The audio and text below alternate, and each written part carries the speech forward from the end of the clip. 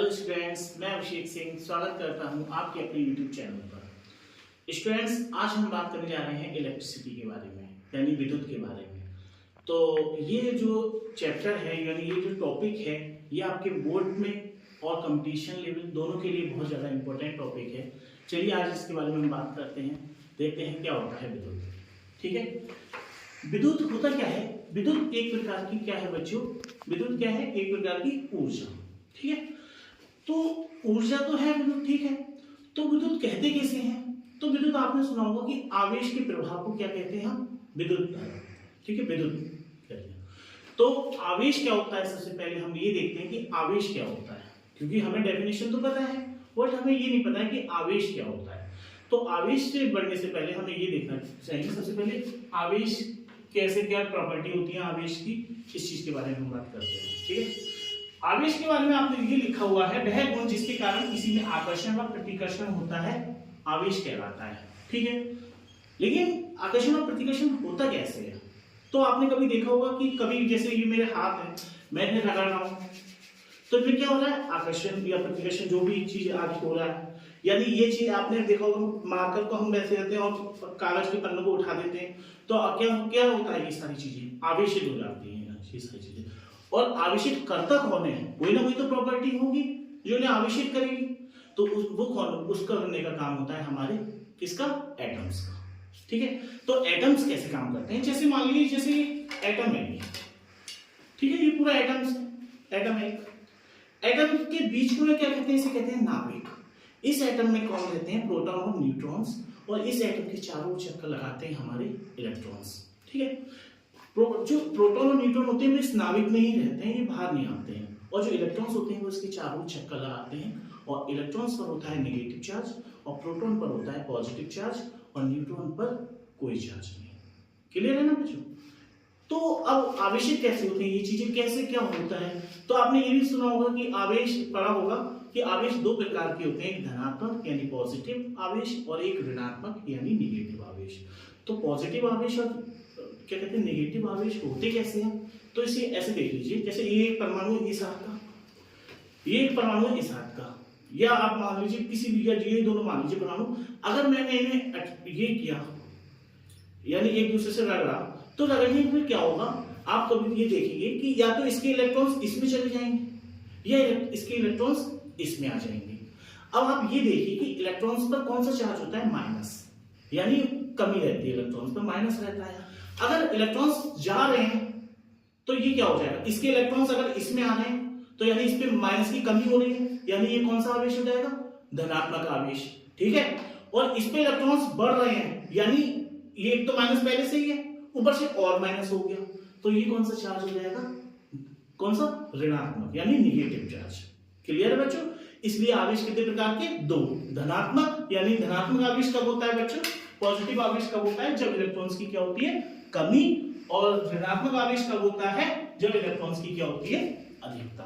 ठीक है बच्चों, आवेश को किसके आवेश का मात्रक क्या होता है बच्चों? आवेश का मात्रक होता है हमारा कूलाम, और आवेश की छोटी इकाई को कहते हैं हम मूल आवेश। ठीक है, और इसका चार्ज होता है जो इलेक्ट्रॉन का, वो आपको पता ही होगा, -1.6 × 10⁻⁻19 कूलाम। ठीक है, ये चीज आप देख लेना, ये आवेश हो गया, ये मूल आवेश। और प्रोटॉन पर चार्ज कितना होता है? प्रोटॉन्स प्लस में होते हैं, इसलिए वो जो सेम होता है, जो उसमें माइनस लग जाता है 1.6 और इसमें प्लस 1.6 × 10⁻19। ठीक है, इसके बारे में बात करते हैं हम इसके बाद कि हम विद्युत धारा क्या होता है। विद्युत धारा क्या होती है?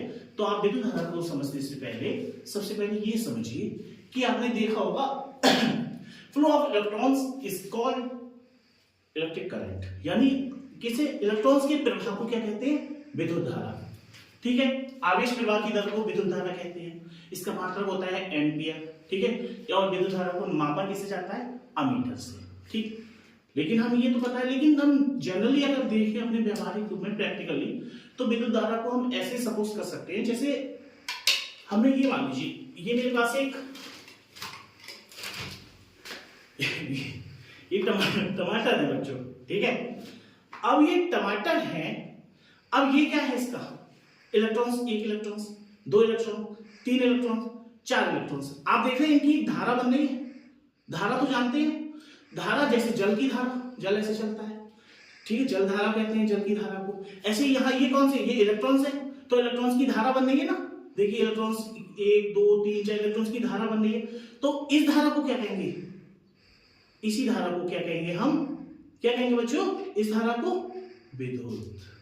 नहीं आया, इलेक्ट्रॉन्स की धारा को हम क्या कहेंगे बच्चों, ये कहीं भी ले जाइए, कैसे भी ले जाइए, जैसे मैंने ऐसे खींचा इन्हें, तो इसे क्या कहेंगे हम, विद्युत धारा।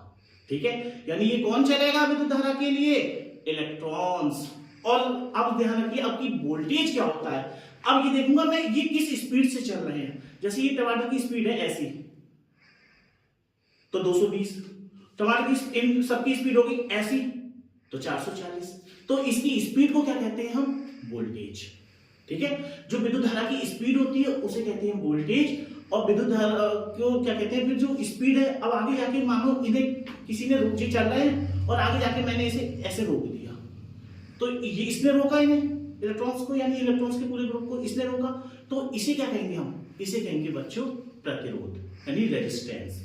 आप समझ गए बच्चों, यानी इलेक्ट्रॉन्स की चाल को क्या कहते हैं, बहुत सारे इलेक्ट्रॉन्स चल रहे हैं उसे कहते हैं विद्युत धारा, और जो स्पीड से चल रहे हैं उसे कहते हैं हम वोल्टेज, और अगर उसे मानो आगे जाकर उसे ब्रेकर के रूप में हमने ऐसे रोक दिया तो हम उसे कहेंगे बेटा प्रतिरोध, यानी रेजिस्टेंस। क्लियर है ना।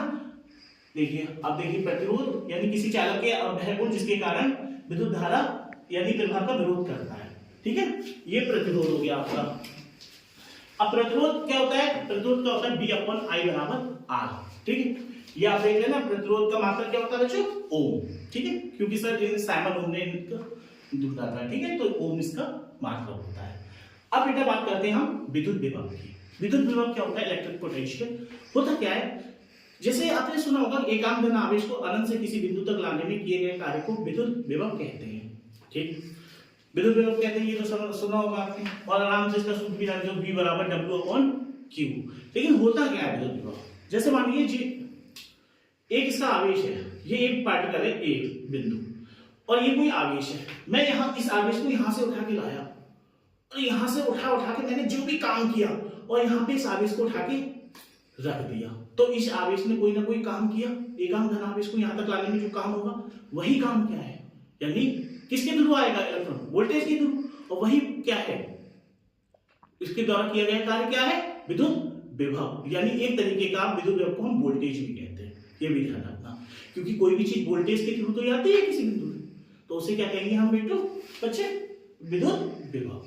ठीक है, ये क्लियर है बच्चों, इसमें कोई डाउट है, आप देखिए इसमें वोल्टेज की आवेश आप समझ गए होंगे, विद्युत धारा आप समझ गए होंगे, पूरे ग्रुप को, इलेक्ट्रॉन्स के पूरे ग्रुप के चलने के क्रम को क्या कहते हैं, विद्युत धारा। और जैसे एक टमाटर था, 4 टमाटर थे ना, एक टमाटर को कहेंगे इलेक्ट्रॉन्स, और इसके पूरे ग्रुप को कहेंगे हम, इलेक्ट्रॉन्स के समूह को कहेंगे हम विद्युत धारा, और जिस स्पीड से चल रहे हैं उसे कहेंगे हम वोल्टेज, और अगर आगे जाके इस स्पीड को मुझे रोकना है तो उसे कहेंगे हम प्रतिरोध, यानी रेजिस्टेंस।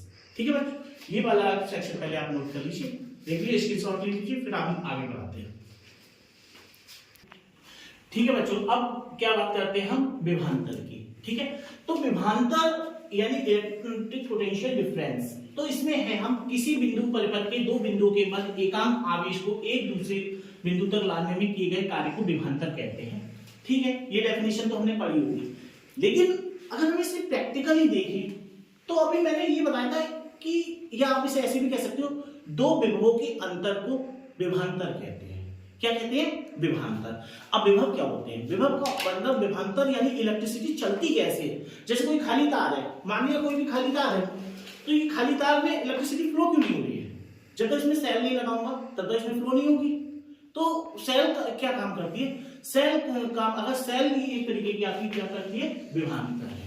तो आप समझ लीजिए, ऐसे समझ लीजिए आप, जैसे ये जल, ये बोतल है, ठीक है, इस बोतल में पानी क्यों नहीं गिर रहा है इस समय, इसमें पानी भरा है, दिख रहा है आपको ये पानी, लेकिन पानी गिर क्यों नहीं रहा है, क्योंकि इसमें अभी अंतर नहीं आया। इसके विभव में एक विभव इसका ये है और एक विभव इसका ये है, इसमें अंतर नहीं आया। लेकिन जैसे ही मैंने आपको ऐसे किया, ये देखिए आप, ये जैसे किया, अब देखिए आप देख रहे हैं पानी गिरने लगा, क्यों गिरने लगा, इनके विभवों में क्या आ गया, अंतर, और इसी को क्या करते हैं, विभवांतर।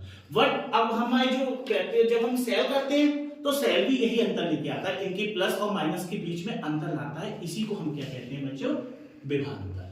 ठीक है, अब विभवांतर होता कैसे है, जैसे आप याद रखना, जब भी कभी पानी अगर जब ऐसे से ऐसे गिरा तो आपने देखा होगा हाई से हाई पोटेंशियल से कहा गया लो पोटेंशियल की ओर, ऐसे ही हमारी जो इलेक्ट्रिसिटी होती है वो हमेशा प्लस से क्या करती है, माइनस की ओर जाती है। ठीक है, प्लस से हमेशा इलेक्ट्रिसिटी कहां जाएगी, प्लस से हमेशा प्लस से कहां जाएगी और हमेशा माइनस की ओर। ठीक है, और फिर उसके जो इलेक्ट्रॉन्स होते हैं वो हमेशा इलेक्ट्रिसिटी के विपरीत जाते हैं, यानी कहां जाएंगे इलेक्ट्रॉन्स, इसके हमेशा अगेंस्ट होंगे। अगेंस्ट जैसे समझ लीजिए, जैसे ये है, अब ये जा रही है, मेरी ये जो मार्कर है, ये मान लीजिए आप क्या कहते हैं, ये मार्कर है, ये मान लीजिए इलेक्ट्रिसिटी है। ठीक है, अगर ये इधर जा रही है, क्या कहते हैं, ये इलेक्ट्रिसिटी इधर जा रही है, तो इलेक्ट्रॉन्स किधर जाएंगे, इधर पीछे। ठीक है, अगर इलेक्ट्रिसिटी इधर जा रही है इधर, तो इलेक्ट्रॉन्स कहां जाएंगे, ये टमाटर ऐसे, यानी ये इलेक्ट्रॉन्स है ये ऐसे जाएंगे, ये याद रखना। क्यों जाएंगे ऐसे, क्योंकि जो इलेक्ट्रिसिटी है वो हमेशा कौन सी ओर, प्लस से माइनस की ओर बढ़ती है। ठीक है, और इलेक्ट्रॉन्स पर कौन सा चार्ज होता है, माइनस, इसलिए इलेक्ट्रॉन इसके विपरीत जाते हैं। अगर विपरीत नहीं जाएंगे, जब तक हमें पता है कि आकर्षण बल कब लगता है, प्लस और माइनस में, और प्लस और माइनस में अगर आकर्षण बल चाहिए तो हमें इसके विपरीत ऐसे जाएंगे। जैसे ये इलेक्ट्रिसिटी मान लीजिए, ये इलेक्ट्रिसिटी जा रही है, तो इलेक्ट्रॉन्स कैसे जाएंगे, ऐसे। आया क्लियर हो, ये आप देख लेना। और ये क्या है, यह एक अदिश राशि है, और इसे किसके द्वारा मापते हैं हम, विभवांतर को वोल्टमीटर द्वारा मापते हैं। और ये चीज आप ये डायग्राम देख लीजिए इसका, और कैसे जा रहा है, हाई पोटेंशियल से हमेशा लो पोटेंशियल की ओर विद्युत हमेशा प्रवाहित होती है। ठीक है, आप बच्चों ये देखिए, नोट कर लीजिए, इसका स्क्रीनशॉट इसका ले लीजिए, फिर हम नीचे ओम्स का नियम बनाते हैं। ठीक है बच्चों, अब हम बात करते हैं ओम्स लॉ, ओम्स का नियम। तो साइमन ओम्स ने क्या कहा था इलेक्ट्रिसिटी के उसमें, तो उन्होंने एक नियम दिया था, उन्होंने ये बताया यदि किसी चालक की भौतिक अवस्थाएं, यानी भौतिक अवस्थाएं मतलब ताप, क्षेत्रफल और दाब अपरिवर्तित हैं, तो उनपे सिरों पर आरोपित विभवांतर और प्रवाहित होने वाली धारा का अनुपात सदैव क्या होता है, नियत रहता है। ठीक है, अब नियत रहता है, इसका मतलब क्या होगा, जैसे आप ये मान लीजिए ये तार है, तो ये तार है, इसका मार्केट से मैं लेके आया, तो इसका रेजिस्टेंस यानी प्रतिरोध मुझे पता चला इसका 5 है, 5 प्रतिरोध है। तो मैंने क्या किया, इसमें वोल्टेज, मैंने इसमें वोल्टेज दिया मानो 30 का, 30 वोल्ट का वोल्टेज दिया, तो इसमें धारा अपने आप कितनी बहने लगेगी, अपने आप, क्योंकि 5 है तो धारा अपने आप कितनी आएगी, 6, 6 पंचे 30। तो देखिए 6, अगर विभवांतर यानी वोल्टेज कितना है 30, तो धारा कितनी हो जाएगी अपने आप, 6, 6 पंचे 30, 5 आ गया। अब माना मैंने कहा अब ऐसे काम करते हैं, इसे वोल्टेज बढ़ा देते हैं, वोल्टेज मैंने अभी 30 था, अब मैंने कर दिया 50, अब मैंने 50 कर दिया, तो अपने आप धारा कितनी हो जाएगी बच्चों, अपने आप बताइए, मुझे 5 लाना है क्योंकि इसका प्रतिरोध 5 है, तो अपने आप धारा कितनी हो जाएगी 10, क्योंकि 10 पंजे 50, देखिए 10 पंजे 50। मैंने कहा अब मैंने बढ़ाई दी वोल्टेज, अब मैंने कहा वोल्टेज लो कर देगा, अब मैंने वोल्टेज कर दिया लो, यानी क्या कर दिया 20 कर दिया, तो अपने आप मैं ये नहीं देखूंगा, खुद नहीं करना पड़ेगा, अपने आप मैं करूंगा, जैसे मैंने 20 किया इसका वोल्टेज, तो धारा अपने आप कितनी हो जाएगी 4, यानी 4 पंजे 20, देखिए 5 आ गया। इसका मतलब अगर वोल्टेज बढ़ेगा तो करंट भी बढ़ेगा, और वोल्टेज घटेगा तो करंट भी घटेगा, ये ध्यान रखना। जैसे वोल्टेज, अगर वोल्टेज तेज जा रहा है तो करंट भी, और वोल्टेज नॉर्मल जा रहा है हल्के हल्के, तो करंट भी हल्के हल्के जाएगा। यही सर ओम्स ने कहा था। इसका बच्चों ये चित्र आप देख लीजिए, ये डायग्राम है, ये सारे पूरा प्रतिरोध है, और इसका ग्राफ है। ग्राफ जैसे देखिए, अगर विभवांतर यानी विभवांतर बढ़ेगा तो क्या होगा, धारा भी बढ़ेगी, और ठीक है, विभवांतर कम होगा तो धारा भी कम होगी। ये चीज आप ध्यान रखना। और दूसरी चीज एक ये याद रखना, ये परपथ होते हैं बेटा, खुला परपथ और बंद परपथ। जैसे जो 2 एरो हैं, अगर इनके बीच में डॉट नहीं है, कि केवल 2 एरो हैं, ब्रैकेट मान लो 2 ब्रैकेट है, तो इसे कहेंगे हम खुला परिपथ, और इन 2 ब्रैकेटों के बीच में अगर कोई पॉइंट है तो हम इसे कहेंगे बंद परिपथ। ये ध्यान रखना कुंजी, ठीक है, खुला परपथ और बंद परपथ। और RH इसमें देखते हैं जहां पे रीडिंग ली आती है वो रेफ्रेक्ट है। ठीक है बच्चों, ये आप देखिए, इसका स्क्रीनशॉट ले लीजिए। ठीक बच्चों, ठीक है बच्चों, अब हम देखते हैं क्या कहते हैं, हम जानते हैं AC और DC क्या होता है। ठीक है, AC और DC होता क्या है, पहले बात करते हैं हम DC करंट, और फिर होता है AC करंट। AC करंट को हम कहते हैं अल्टरनेटिव करंट, यानी प्रत्यावर्ती धारा, और डीसी को हम कहते हैं डायरेक्ट करंट यानी दिशा। अब होता क्या है, जो एसी होती है, तो एसी जो होती है हमेशा जो अल्टरनेटिव करंट होती है, इसकी खोज किसने की थी? इसकी खोज की थी किसने? निकोला टेस्ला ने, ठीक है। और डीसी की खोज की थी किसने? थॉमस अल्वा एडिसन ने। अब एसी कैसे चलती है? एसी जो अल्टरनेटिव करंट होता है वो आपके घरों में, जो हमारे घरों में आता है और सभी जगह यूज होता है, जो फैक्ट्रियों में, घरों में, वो होता है अल्टरनेटिव करंट, ठीक है, एसी करंट। तो वो हमेशा उसकी जो चलने की स्पीड होती है वो होती है ऐसे, ठीक है, ऐसे चलती है। यानी जो उसकी फ्रीक्वेंसी होती है, यानी एक ऐसे गया, ऐसे आया, एक फ्रीक्वेंसी ऐसे ऐसे गया, दो, यानी एक फ्रीक्वेंसी उसकी कितनी होती है? 50 हर्ट्ज की, ठीक है। और डीसी होती है डायरेक्ट सीधी, कैसी? रॉकेट की सीधी बिल्कुल। तो डीसी की फ्रीक्वेंसी होती है 0, ठीक है, ये ध्यान रखना। दूसरी चीज जो डीसी होता है बेटा, जो डीसी को हम स्टोर कर सकते हैं, लेकिन हम एसी को स्टोर नहीं कर सकते हैं, ठीक। और एसी क्या होती है? जो डीसी होती है वो ज्यादा ऊर्जा खर्च करेगी या कम? अब मैं आपसे कहूं तेज भाग रहा है तो इसकी ऊर्जा क्या होगी? ज्यादा होगी खर्च। और लेकिन मैं कह रहा हूं अगर जो अल्टरनेटिव करंट है, जो प्रत्यावर्ती धारा है, तो वो ऐसे आएगी, तो वो ऊर्जा कम खर्च करेगी, ठीक है, ये ध्यान रखना। दूसरी चीज क्या होता है, जो एसी में होते हैं, क्या होते हैं? फिर जो क्या कहते हैं, एक फेज होता है और एक होता है न्यूट्रल। लेकिन डीसी में होता है एक प्लस और एक माइनस। जैसे मैंने ये इलेक्ट्रिसिटी को मैंने किसी उसमें लगाया तो फेज और न्यूट्रल हो गया, ये तो हो गया एसी। और मैंने कहा डीसी क्या होता है, तो डीसी आप एक तरीके का एक सेल देख लेंगे, सेल होगा, जैसे कोई सेल देखता हूं मैं, यहाँ सेल हो, जैसे ये सेल देखा होगा, सेल का एक प्लस होता है और एक माइनस होता है। तो सेल को हम क्या कहेंगे? डीसी। यानी डीसी में क्या होता है? प्लस और माइनस। और इसमें क्या होता है? एसी में क्या कहते हैं? फेज और न्यूट्रल। जैसे ये देखिए, ये है प्लस और ये है माइनस, तो ये क्या है हमारा? डीसी। लेकिन हमारे जो घरों में इलेक्ट्रिसिटी होती है, जो नॉर्मल हमने किया, वो होती है क्या? एसी, एक फेज और एक न्यूट्रल, ठीक है, ये तो ठीक, ये हम जानते हैं। लेकिन हमारे घरों में जो मोबाइल होते हैं, हमारे घरों में जो इन्वर्टर होते हैं, इनमें क्या होता है? तो देखिए, जो एसी को डीसी में चेंज करता है, वो कौन चेंज करता है? जैसे आपने देखा होगा, जैसे ये चार्जर है, चार्जर को हम लाइट में लगाते हैं, इलेक्ट्रिक में लगाते हैं, तो हमें कौन सी लाइट मिलती है? एसी। लेकिन अब जब मोबाइल में स्टोर हो रही है बैटरी में, तो कौन सी आ रही है? डीसी, ठीक है। तो एसी को डीसी में चेंज कौन करता है बच्चों? रेक्टिफायर। इसमें होता है रेक्टिफायर, ये ध्यान रखना। एसी को डीसी में कौन चेंज करता है? रेक्टिफायर। लेकिन फिर आपने देखा होगा हमारे घरों में जो इन्वर्टर होता है, उसमें तो इन्वर्टर में जो बैटरी होती है उसमें तो डीसी होता है, लेकिन उसकी लाइट को जब हम नॉर्मली यूज करते हैं एसी में कन्वर्ट करते हैं। यानी एसी और डीसी को एसी में कौन चेंज करता है? ध्यान रखना, डीसी यानी डायरेक्ट करंट को अल्टरनेटिव करंट में एसी में कौन चेंज करता है बेटा? इन्वर्टर, ठीक है। एसी को डीसी में चेंज कर रहा है हमारा रेक्टिफायर, और डीसी को एसी में चेंज करता है हमारा इन्वर्टर। ये ध्यान रखना बेटा, ये बहुत इंपॉर्टेंट है। नॉर्मल जैसे हमारे लैपटॉप का चार्जर भी देखा होगा, तो बीच में वो क्या होता है हमारे लैपटॉप के चार्जर में? वो एसी लेता है, रेक्टिफायर और डीसी दे दिया, ठीक है। और इन्वर्टर की बैटरियों में और मोबाइल की इनमें कौन सी होती है? डीसी। ये ध्यान रखना बच्चों, ठीक है। एक बार हम दोबारा से क्विक फास्ट रिवीजन कर लेते हैं, जल्दी जल्दी देखना। आवेश क्या हो गया? दो एक वह गुण जिसके कारण किसी में आकर्षण या प्रतिकर्षण होता है, यानी इलेक्ट्रॉन्स कमी हो गई तो कौन सा हो गया?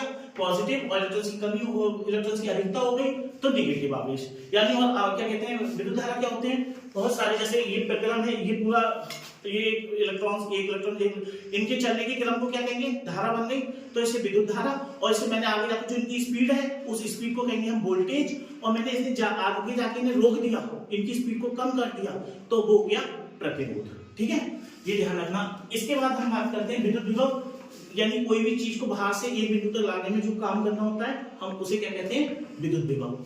इसके बाद में हम देखते हैं विभवांतर, यानी दो विभवों के अंतर को विभवांतर कहते हैं। यानी अगर हम जैसे कोई भी चीज को, अगर हमें जैसे टंकी से भी पानी लाना है, तो आपने देखा कि टंकी से पानी आएगा तो एक पानी ऐसे आता है और टंकी नीचे लगी होती है, ठीक है। इसी प्रकार से कोई झरने से पानी आ रहा है, नीचे आएगा। ऐसी इलेक्ट्रिसिटी होती है। इलेक्ट्रिसिटी हमेशा प्लस से कहा जाती है, माइनस की ओर, ठीक है, हाई पोटेंशियल से लो पोटेंशियल की ओर, ठीक है। और जैसे प्लस से माइनस की ओर, और जो इलेक्ट्रॉन्स होते हैं वो उसके एंटी, इलेक्ट्रिसिटी के, ठीक है, करंट के एंटी जाते हैं। ये ध्यान रखना, इसी विभवांतर होते हैं, विभवांतर BA minus BB W upon Q। विभवांतर को हम किससे नापते हैं? वोल्ट मीटर से नापते हैं, और विभवांतर का मात्रक क्या होता है? वोल्ट और या जूल प्रति कूलम। ठीक है, ये हो गया। और इसके बाद ये सारी चीजें देख लेना। फिर ओम्स लॉ में क्या हो गया? ओम्स लॉ में कोई किसी प्रतिरोध अगर बराबर रहता है, यानी विभवांतर B अपॉन I बराबर R होता है, या B बराबर IR होता है। ये याद रखना, अगर धारा बढ़ेगी तो धारा कम बढ़ेगी तो प्रतिरोध भी बढ़ेगा, धारा कम होगी तो प्रतिरोध भी कम होगा। और हमेशा प्रतिरोध सॉरी वोल्टेज, अगर वोल्टेज ज्यादा है तो धारा ज्यादा, वोल्टेज कम है तो धारा, ठीक है। और रेजिस्टेंस हमेशा किसी भी चीज का निश्चित होता है, उससे हम उससे ज्यादा गड़बड़ नहीं कर सकते, यही सर ओम ने कहा था। और एसी डीसी हम डालते हैं अल्टरनेटिव और डायरेक्ट करंट, यानी एसी में क्या होता है? फेज और न्यूट्रल, और डीसी में क्या होता है? प्लस और माइनस। एक बार इस चीज का आप दोबारा से रिवीजन कर लेना अच्छे से, नहीं हो तो और समझ में अच्छे से आ ही जाएगा। बाकी आपको अगली वीडियो किस चीज के लिए चाहिए तो मुझे कमेंट करके जरूर बताना बच्चों, और तब तक अपना ध्यान रखिए। ठीक है, टेक केयर।